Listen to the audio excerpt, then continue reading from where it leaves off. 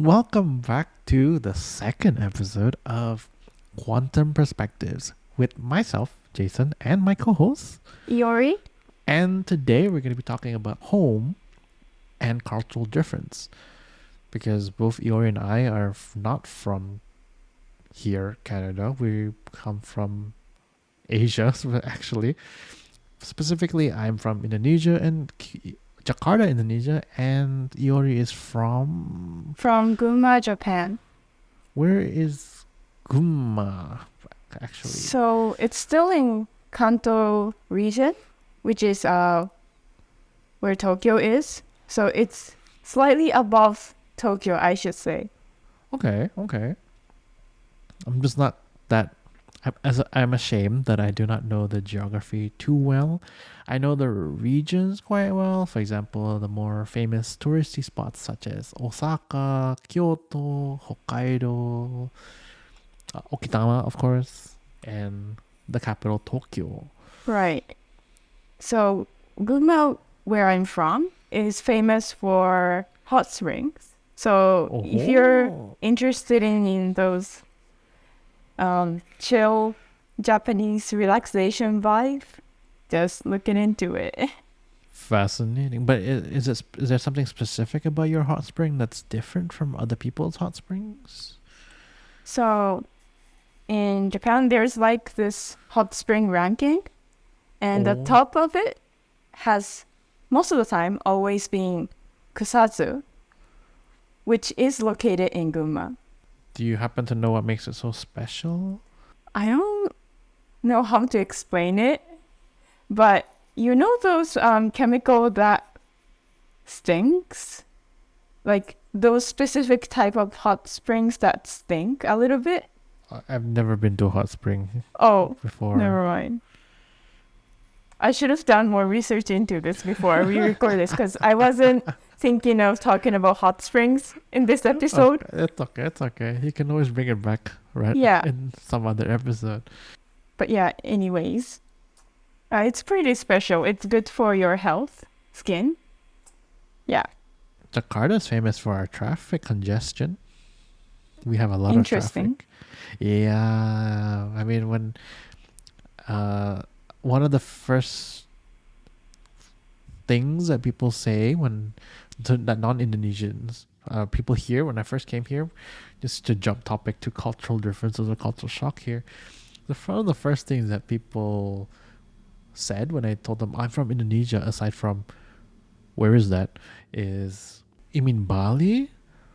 Yeah, Bali is Indonesia, but it's not our capital. You know, there's more than Bali to Indonesia, but yeah, you have a good idea. You have a general idea. You're kind of there, but there's much more to Indonesia than Bali. But I didn't come straight from Indonesia. Also, I was only there till I was 6, I think, or 8, and then I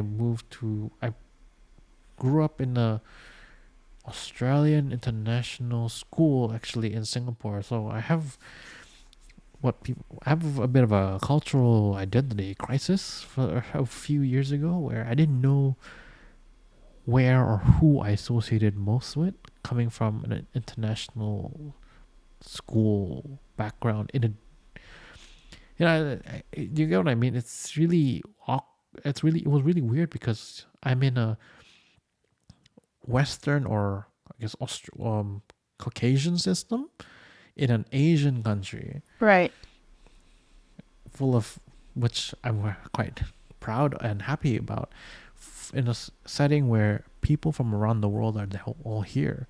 And I kind of, when you're young, you're really good at absorbing a lot of things. And so then when I came here, I always thought everybody spoke one English.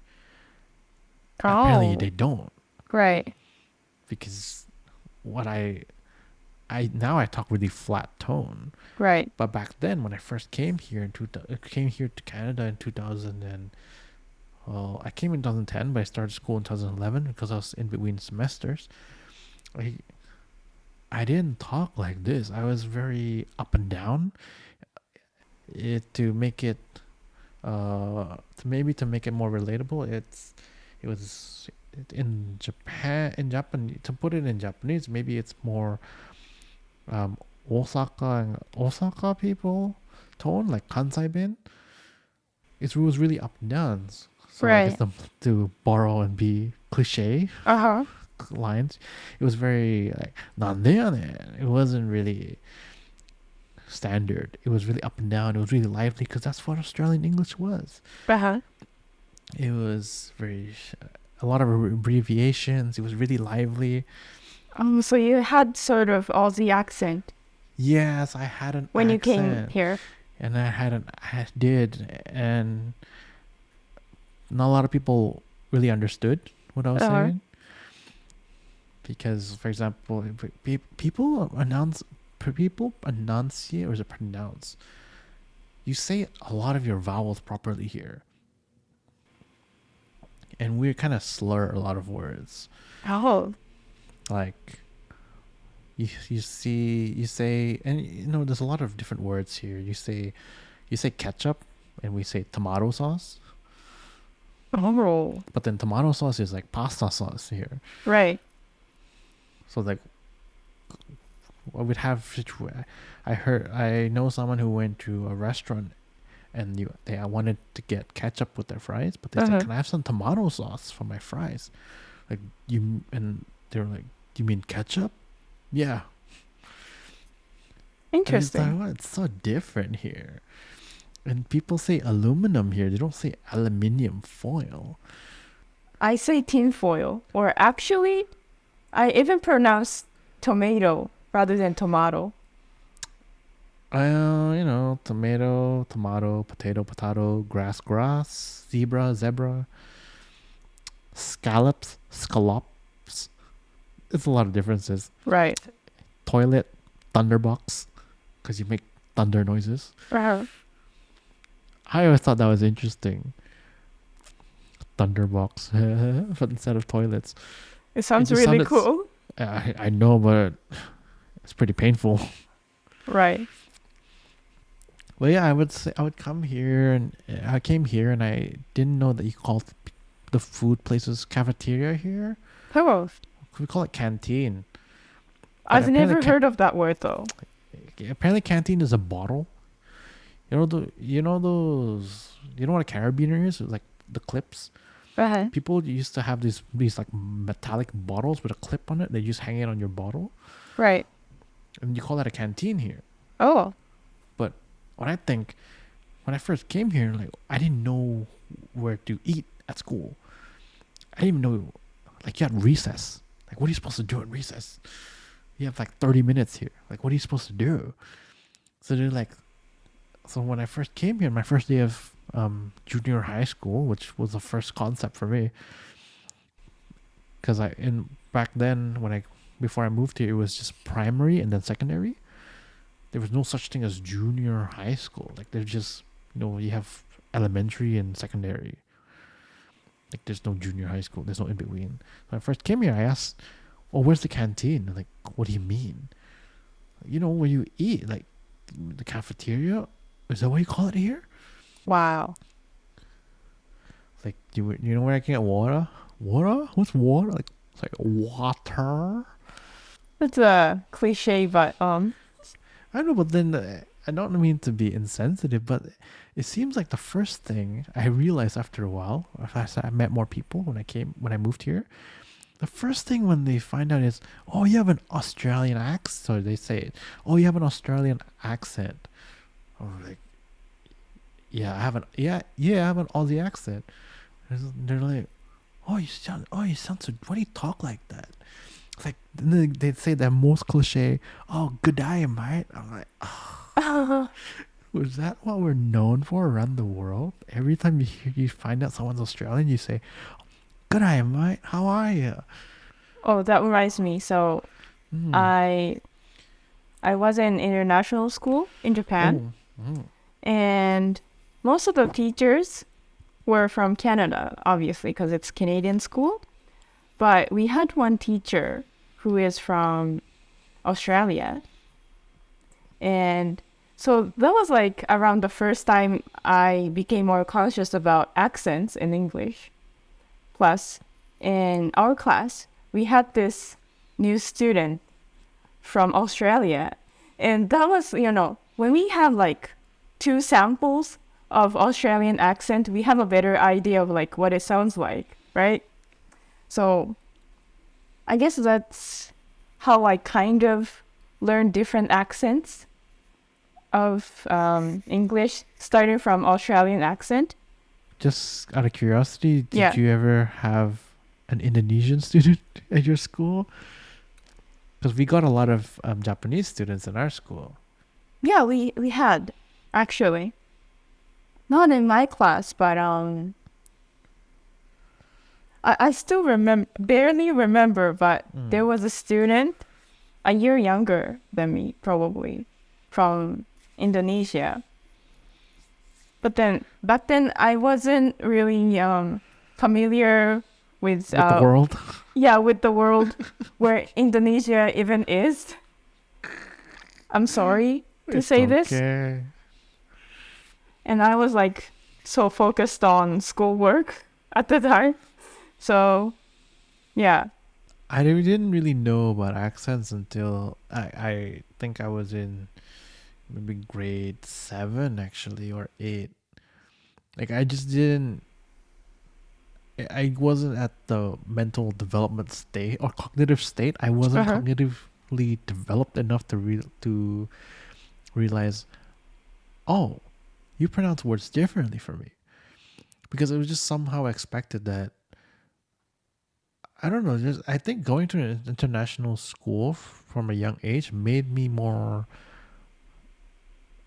good at solving puzzles in a way. Like, oh, this is what that person said. Like, oh, it's close to what they just pronounce it differently, but it's that word. Right. So to me, that has been some advantage. But one thing that I think that's where my love of languages also developed, because there's so many languages that people spoke Right. that's not English. And we in our school they offered 3 foreign languages that we had to take one language. I wanted to take Indonesian because I wanted to cheat in a way, because I like, of course I want to study Indonesian, but I was so confused because the teacher wasn't Indonesian. Like, she was Australian, which is, I mean, good for you. That's amazing. And the Mandarin teacher was Mandarin, and then the Right. French teacher was Canadian French. Oh. When I found out that I was going to move to Canada, I decided to pick up French. It just seemed like the smart move to make. Yeah. Definitely. But I think I wanted to take Mandarin, despite being Chinese Indonesian, as in being Chinese born in Indonesia. I can understand, but I can't speak, and culturally that brings me shame. I see. And that's something that I heard again only when I came here. I got lazy and I went into ESL, or English Second Language class, because it was the same mark for a regular English class. So I thought, why not just take it easy and just, I'm not really interested in reading a book just so I can, and then do a comprehension, book report. It's the same mark. Yeah. So I might as well just work on my punctuation and grammar, because you could never go wrong with doing the basics. And then it was a room full of, as you would expect, international students. And one person asked me, like, oh, where are you from? I said, oh, I'm from Indonesia. I'm like, where is that? And they had to Google translate it.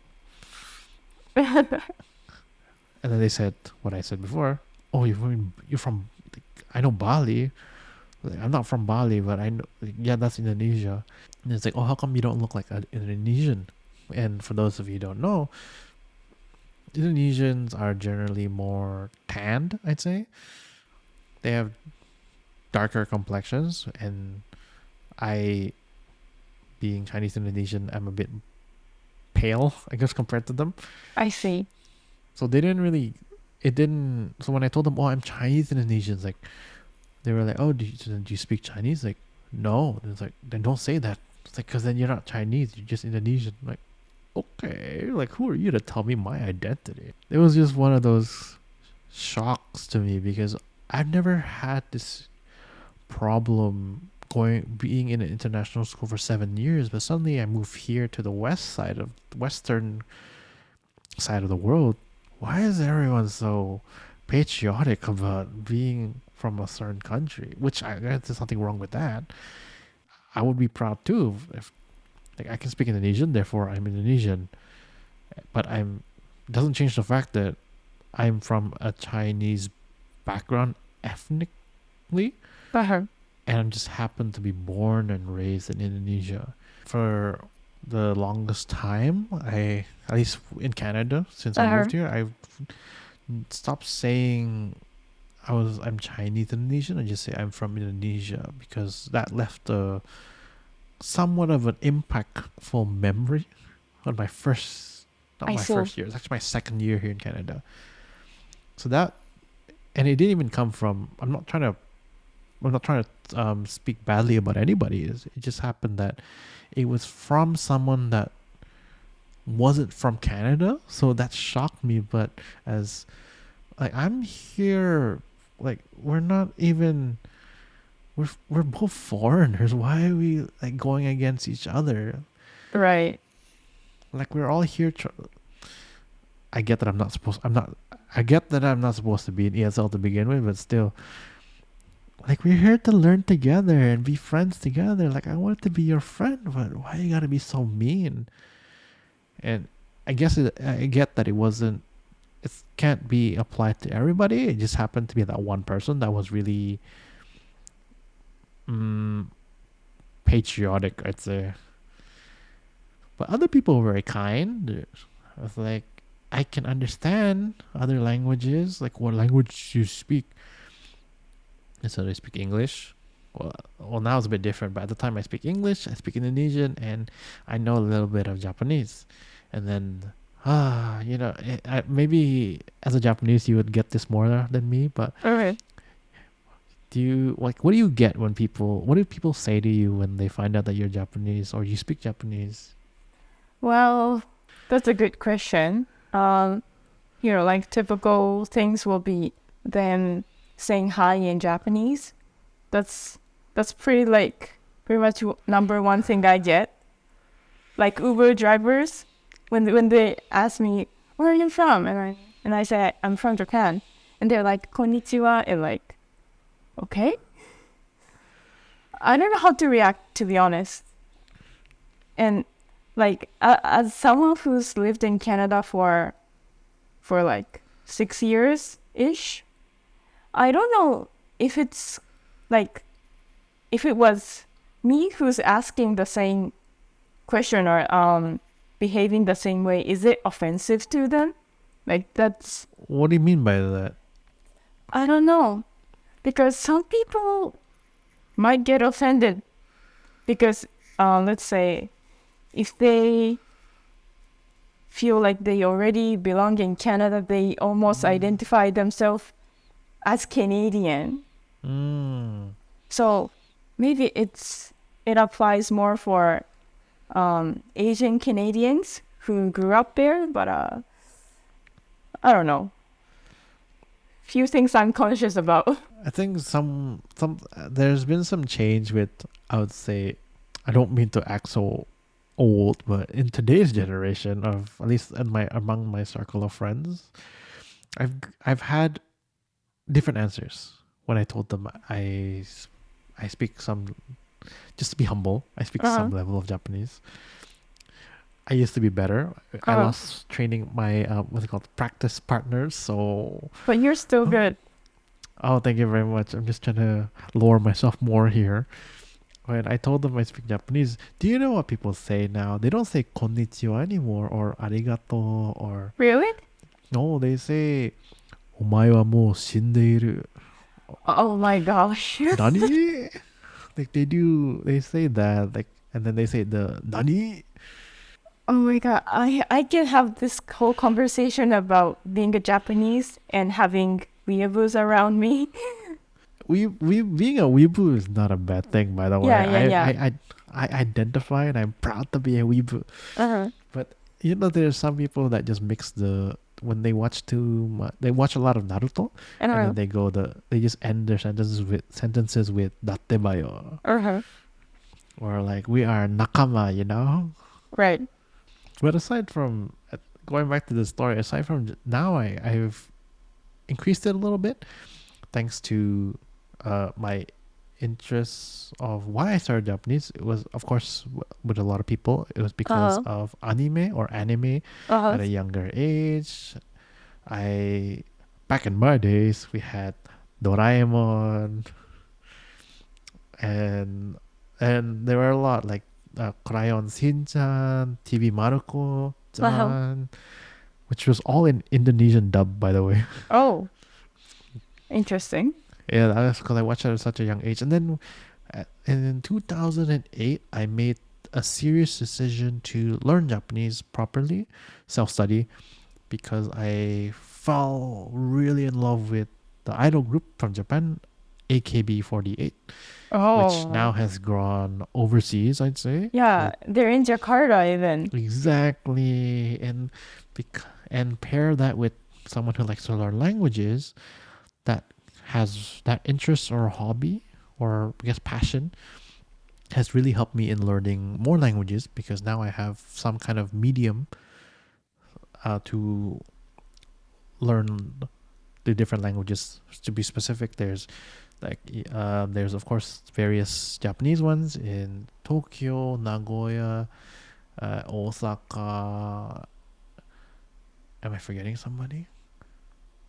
I think that's it in Japan. I might be wrong. And Tokyo, of course. And then there's two actually in Thailand. There's Bangkok and there's Chiang Mai. Oh, There's one in Vietnam. wow. And then there is one in Taipei, one in Shanghai, I believe. And then there is one in Philippines and then one in Jakarta, Indonesia. So there's a lot of language learning opportunities for me specifically. Interesting. So I didn't know all that though. It's okay. It's one of those otaku or what's it called? Wota? Uh, Wota people knowledge. I respect that. Thank you for respecting my hobbies and interests. But aside from that, I had the chance to learn, and I'm still learning Korean as well. Oh, Of that's course, something because I can add on. As a K-pop fan. I did. I'm not saying I lost interest, but I still listen to. I went from K-pop to K-ballad specifically. Oh, So I've listened to more slower songs now, like drama OSTs that I seem to like more. But I've had my fair share of K-pop. I'd say I'm not saying I'm done or I'm leaving because there's a lot of hovering around TikTok a lot. More recently, there are a lot of people or trends, right. let's say, that uses their song. So I am still somewhat in the loop, but not really as much now because I have made my decision to return back to Japanese now. I'm trying to learn two languages at the same time. It's a bit hard. I wish I can help you in the process though. And it doesn't help that I don't know. I think I'm too greedy in a sense because I want to learn like all the languages from the 48 group, Oh, but also my interest is like I'm surrounded with a lot of people I have to learn my own language, by the way. I'm not that fluent in my own mother tongue, which I'm ashamed of, but I'm trying. But I'm also surrounded by a lot of people that are, which I'm not really dissing them or talking bad about them, but people who watch anime, but Uh-huh. they're interested in Korean, which I'm not downplaying or again dissing that. It's just, don't you want to understand and watch without subs? Is my first thought when I meet people like that.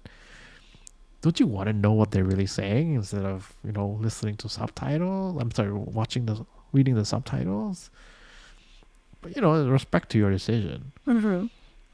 Wait, so are they interested in sort of Asian culture as a whole, or No, this is like they would watch anime, rather? but they'll learn Korean. And are they like K-pop fans or something? Or K-drama? I don't know. K-drama. I mean, that's their interest. So, That's interesting to hear, definitely. so I'm not again. It's like it's your interest. So it's like you do you. I'm not against it. Right. It's just I had that they were so kind to answer my question. Like, why do you watch anime in Japanese, but learn Korean?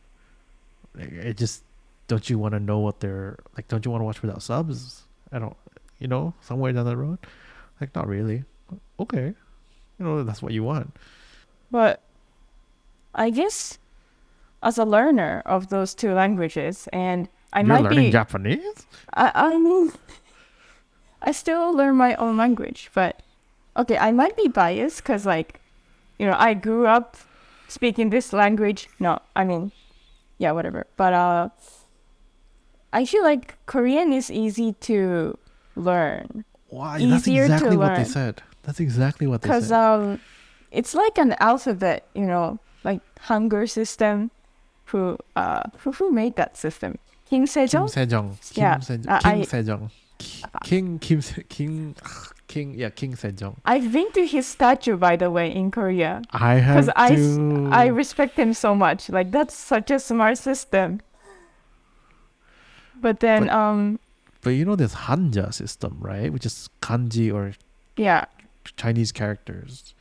But isn't it much easier for you to learn at least how to read Korean? Because Chinese character, you need to learn each of them. They did mention that. I mean, it's easier to learn Korean compared to the Japanese hiragana, katakana system Yeah. and kanji system. Yeah. Yeah. I guess when you put it that way, yes. And again, to each their own. I respect your decision if that's your interest. But why did you start learning Korean? Is it just because you're into K-pop or K-drama or? Well, it actually came after I started learning Korean to think about. So, thinking about this topic to talk about, I was like trying to remember what exactly happened in my learning process. And so it goes back into when I was like grade 6. So that's the year I transitioned to international school. Oh. And in the summer, I went to Hawaii for like a Whoa. summer camp. That sounds really far. Yeah, and you know how on streets there are lots of guidebooks in multiple languages? Mm-hmm. And at the time, I've never been to Hawaii, so I shouldn't have said. So like it's a touristy place, and Okay. there are guidebooks in English, Japanese, Korean, and Mandarin. Ooh. And at the time, I already knew that it's easier to at least learn how to read or pronounce in Korean because of that system. I knew that somehow. So I just decided to pick up a Japanese guidebook and Korean guidebook and compare those two and sort of like learn by comparing those two to same contents in different languages. And also, I had a Korean classmate in that summer school. So I was able to ask him a bunch of questions if I had any. So that's where it started. And it's it's almost a miracle, but after I came back to school after the summer vacation, there was a new student who was from Korea. So I was like, oh, I can continue learning Korean. And she's the person who taught me all about K-pop and K-dramas. Starting from Kara, who I was so obsessed with. Did you prefer the Korean versions of their song, or did you enjoy the Japanese ones as well? At the time, K-pop wasn't a thing yet in Japan. So they didn't even have Japanese version. And the very first song I practiced was Honey. Do you know that song by yes, Kara? I know. Yes, I know. I know. You didn't hear about Boa by then, or not? Or You were more. Tombansinki, right? Oh yeah, like Tombansinki. I barely knew about them, but I wasn't really into them. So you were more into like the newer generation of K-pop instead of the, I guess, earlier ones. Right. And it was specifically Kara that got my attention.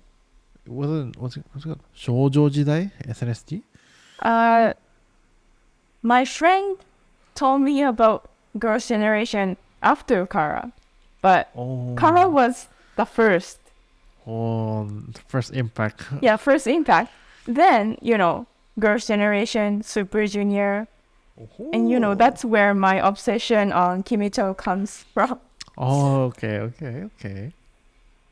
But anyways, so Kara was my starting point. And they're so cute and like, oh my god, these girls exist. I mean, that's quite, not to be rude, but that's quite interesting for you to call Korean idols cute compared to Japanese idols. That I believe the general opinion of it is Japanese idols are more, the culture is just different, the idol culture. But then the kind of image that you generally show. Right. That was slightly before AKB though, because like is this a debate right now? I know that in 80s there were a bunch of idols, I mean solo idols. Oh yeah. But then after a while we didn't have much idols, or I mean I was sort of liking Morning Musume when I was growing up though. Wow. Okay. Yeah. Yeah. I mean, in terms of female idols, I don't know many, but I know in terms of male idols, like specifically from Johnny's Entertainment, which I believe is still around now. Yes. Like that idol culture was completely different. But I think I had the opportunity. I watched this YouTube video a few years ago that compared Japanese idol culture and Korean idols. And slowly, as I don't mean to steal your time for your story, but as I saw that Korean idol culture started to enter, or I guess we have this crossing or overlapping. Yes, of the definitely. Two cultures, there was a shift in Japanese idol culture. Like we started seeing, I don't know if you're a music video type of person, but you started seeing that certain groups became more performance focused and less the very kawaii and pretty and really overall really cute and bubbly image started to become more darker, contrasting, stronger. I don't know if we're getting off topic here, but that's just a shift that I saw. But oh my god, we need AKB another too. whole episode. And I realized where my heart broke was AKB changed as well, slowly. I don't know if you know there's a song. To you? It was shocking. It was shocking because I don't know if you know your K-pop idols well, but there was one, Produce 48, right? Yes, and then of course. There's a group IZ*ONE with 3 members from the 48 group: Honda, Hitomi, Miyawake Sakura, and Nako-chan. I right? forgot her last name. Same. Yabuki Nako-chan. Yabuki Nako. But after I think there was a song where Honda Hitomi came back, or this was before. Uh-huh. Because I don't know. Again, we'll get back to the topic, guys. Calm down. But there was a point where never in AKB history Uh-huh. has someone dyed their hair pink except Honda Hitomi. Oh. And then there more people started dyeing their hair, and this to me seemed like, oh, was this an influence? Because for the past like 20 or 30 something singles, no one has really broken this. Like, of course, they've had like brown hair, such as the legendary like Shinoda Mariko or Takahashi Minami, or like first generation AKB people. But then I don't know I don't know. It depends on how well versed you are, or if you're on TikTok or. But like, wasn't the point of AKB when they started was like having school idols? Yeah, like like schoolgirls as idols. Wasn't it like that? I don't know. But it was always around this whole more pure concept. Yeah. It was meant to always be cute, according to the culture, according to the but then there were some groups, I forgot their name, like part of AKB type of group that were supposed to be like, mature concept and like. But I don't remember their name. I know what it is, but in the March. I'm talking about like the core group, so not really branch off. Right. Like there were the songs started becoming more feeling like K-pop music videos. No, I'm not insulting the language or the art itself. It's just the concept started changing. Like they seem to have put more thought into the artist's level of performance and less of the song and the art concept. Right. But that's a very long like digress way of looking at it. Can I add something to it? Because I just realized something. I thought it's really interesting how, if it's AKB, the main concept is cutesy, and the sub concept, subgroup concept could be cool or sexy type of theme. But think about a group like After School K-pop.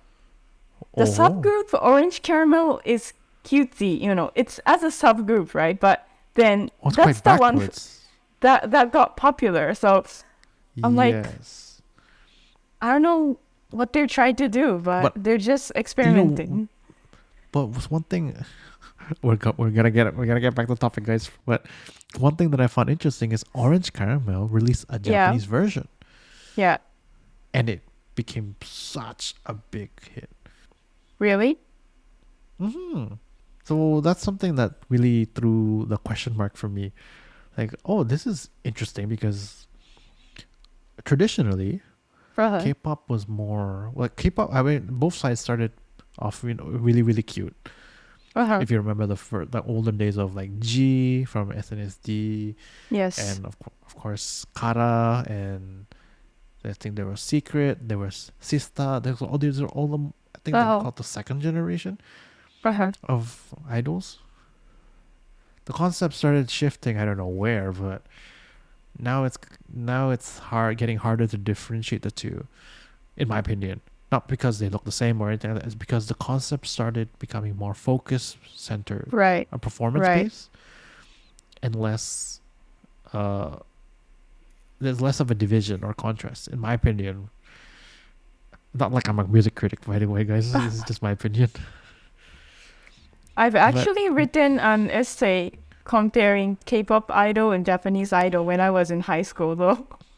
Oh, I just wrote a paper called The K-Wave at university. Oh my gosh. Wow. But I do feel the same way as you do. Like, there's definitely some sort of mixing in that, too. And there's nothing wrong with that. It's just times have changed. The crowds and audience has changed. And you just have to adapt. If not, you get left behind, maybe. But back to topic, guys. Going back to the question that or the topic or discussion of being from a different country and moving here. Yes. Yes. Where is your home now? Where or what is considered to you your home? Is it a place? Like, is it like where you stay right now? Like for me, being in Canada, because I'm with my family, I guess that's supposed to be where my home is, but I kind of don't feel at home. No, I'm not saying anything bad. It's just my home to me is a few people. Like that's where I feel at home, or a community or a circle. That's where I feel at home because I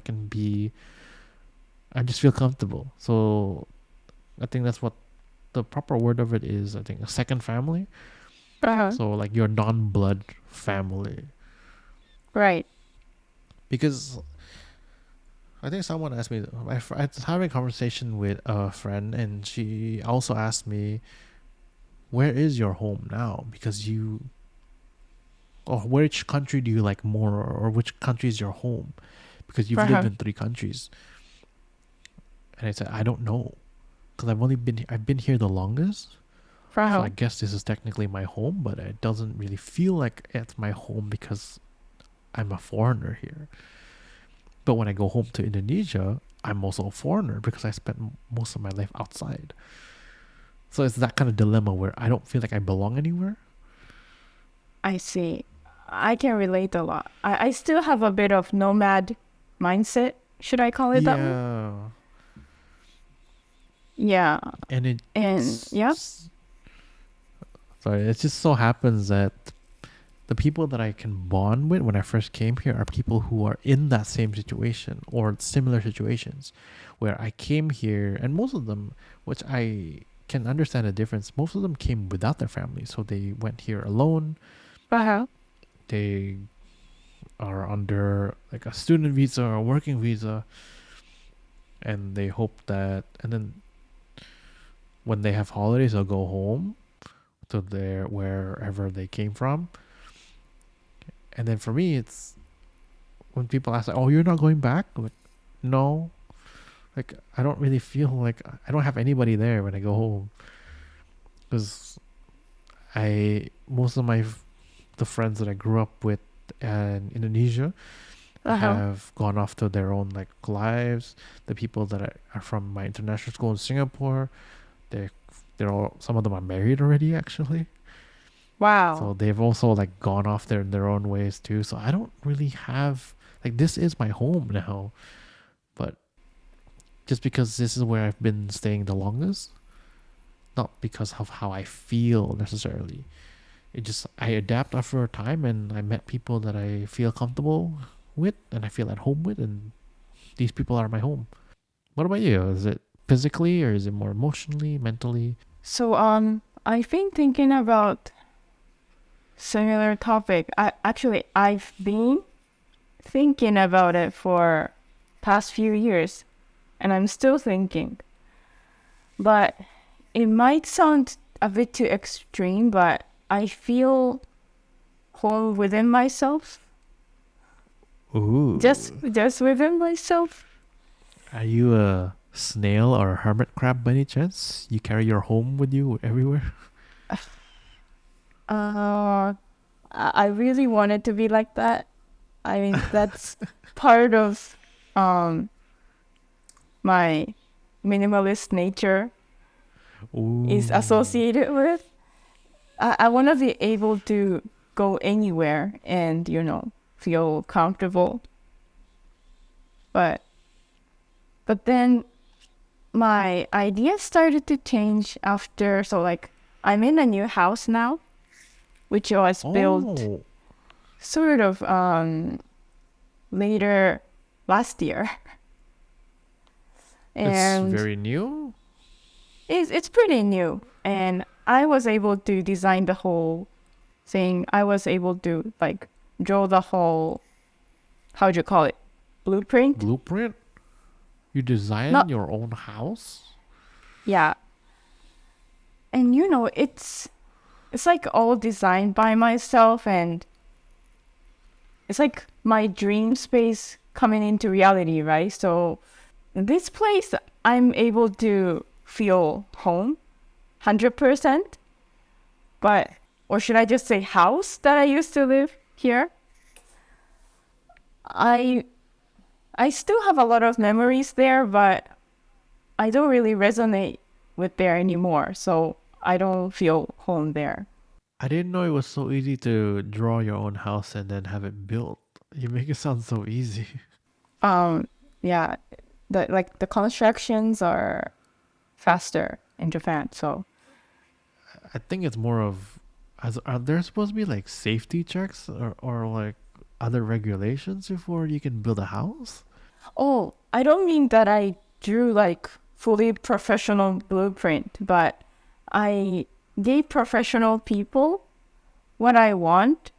And, some people do that briefly, but I just took it more in depth and I started learning about like, those measurement systems for houses so that I have very clear idea of what kind of house I'm going to be living in. And then anyways, So yeah. you gave the architect, I guess, or designer, like this is this is the kind of space that I want or envision. Yeah. And you gave them, and because you spent the time to learn a bit of their language, Yeah. you kind of gave them a more in-depth version of like, oh yeah, we can understand this. So in some ways, you did design the house that you now live in through like the professionals, I guess. Yes. Wow, that's quite an achievement, I'd say.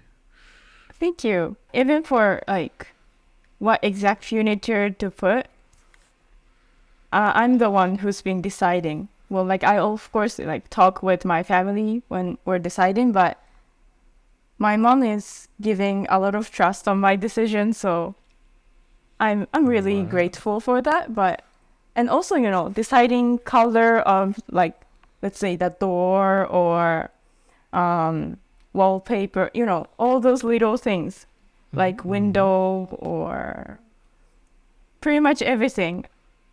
I was there for decision making and all my intentions are put. Yeah. But let me ask a bit about your Canada experience then. Just for those of our those listening who may have just come to Canada from their home country or another country.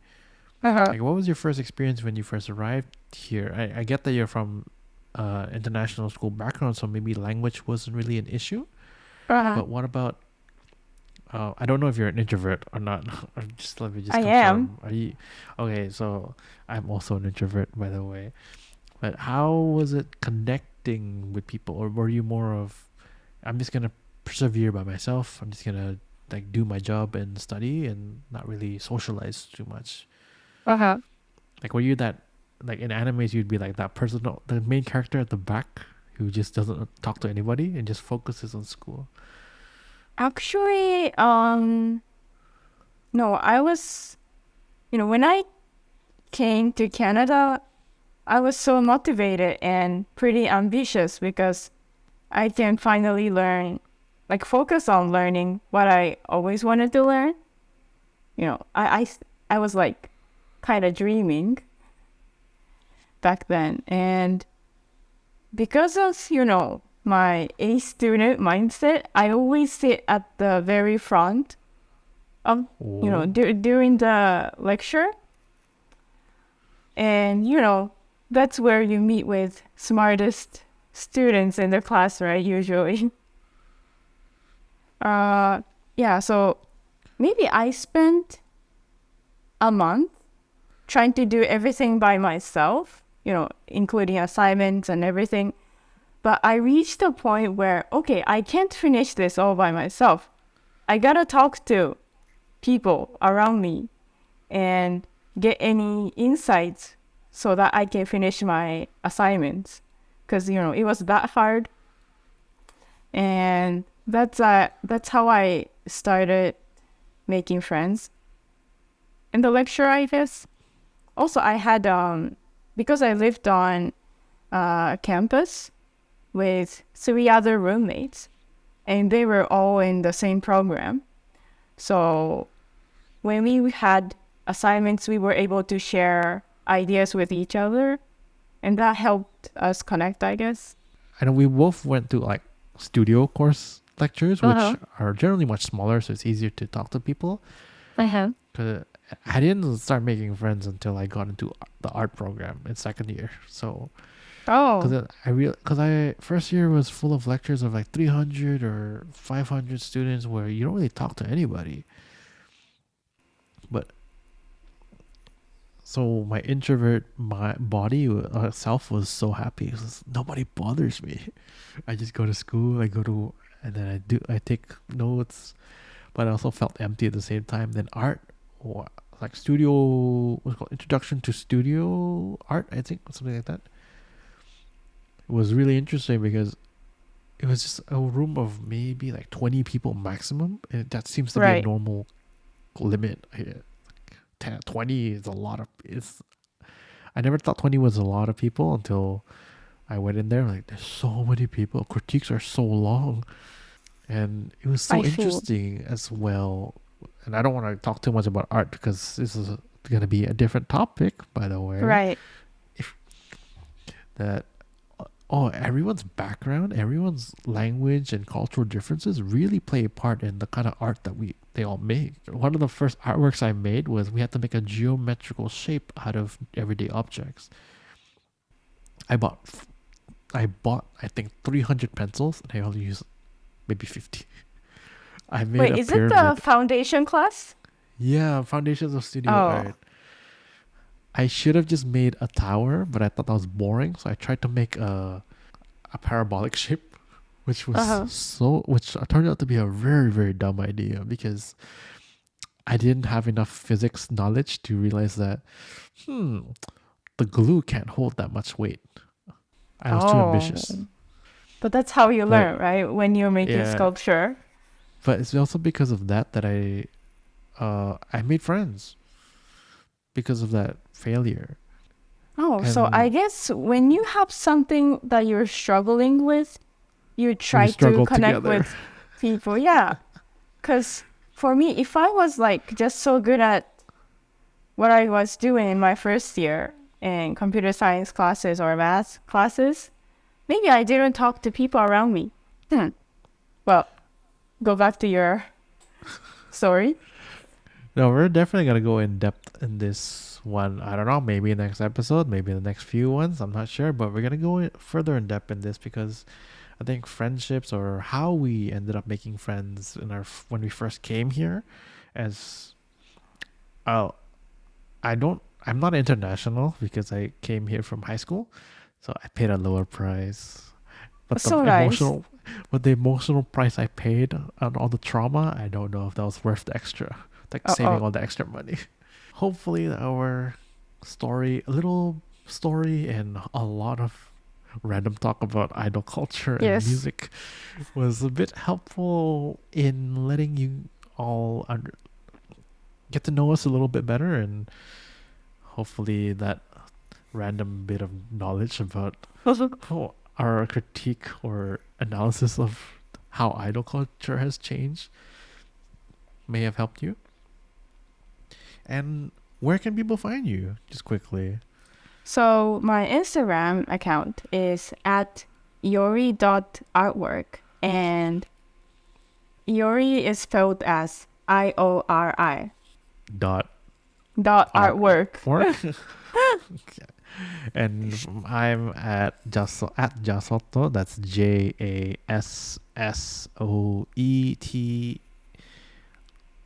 Oh, sorry. My mind just froze there for a moment. So Jasoto, JASSOETO. Thank you for listening to today's episode, and we hope that you liked it.